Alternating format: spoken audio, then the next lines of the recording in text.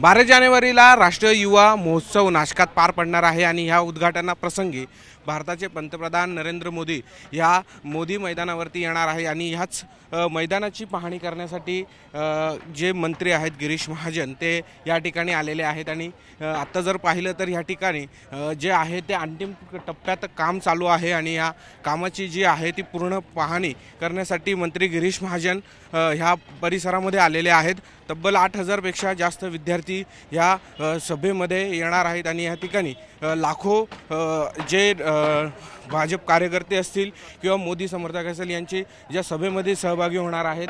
त्याचबरोबर ह्या ठिकाणी वेगवेगळ्या पद्धतीचे जे सांस्कृतिक कार्यक्रम देखील या ठिकाणी पार पडणार आहेत।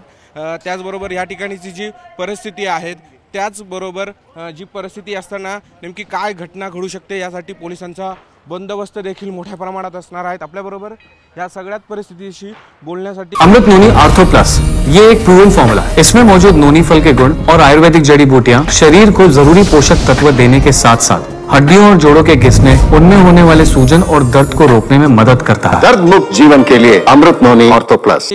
मंत्री गिरीश महाजन आहेत, आपण त्यांच्याशी बोलूयात। 12 तारखेला मोठा महोत्सव इथे पार पडणार आहे, कशी तयारी असणार आहे?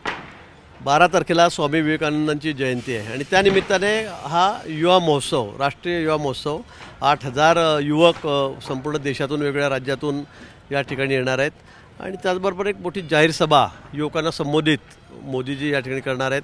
त्याचा रोड शो सुद्धा आहे जवळ 1.5 किलोमीटरचा आणि मला असं वाटतं की खूप मोठी गर्दी म्हणजे ग्राउंड वर्कआउट होईल एवढ्या मोठ्या संख्येत सगळे विशेष करून तरुण जे आहेत ते या सभेला या ठिकाणी येणार आहेत। कशी तयारी असणार आहेत?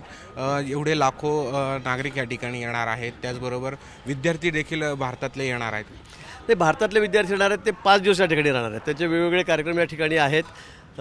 त्यांची सगळ्या हॉटेल्समध्ये व्यवस्था केलेली आहे, त्यांच्यासाठी वेगवेगळे ठिकाणं आम्ही घेतलेले आहेत। पण उद्घाटन या ठिकाणी होणार आहे तपोवनला।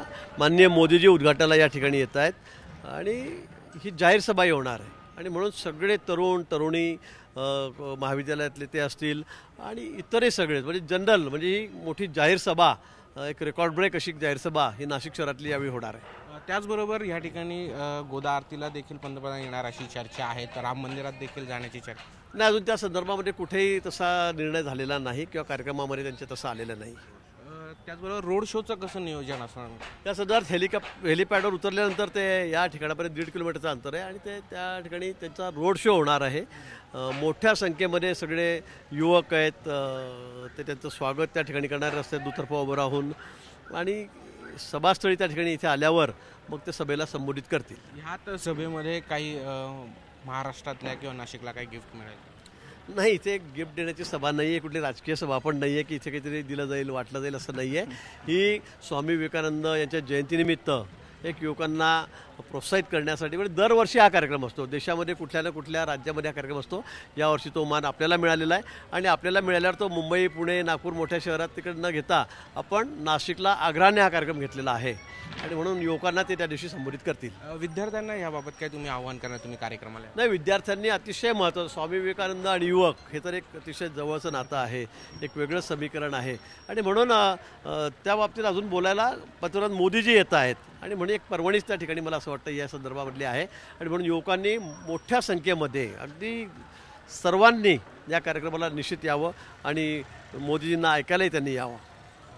याचबरोबर हे आपल्याबरोबर होते गिरीश महाजन। ह्या कार्यक्रमात सगळ्यात युवकांनी यावं अशी भावना त्यांनी यावेळी व्यक्त केली आहे। कॅमेरा पर्सन बबन सदगीरसह सागर गायकवाडची 24 तास नाशिक।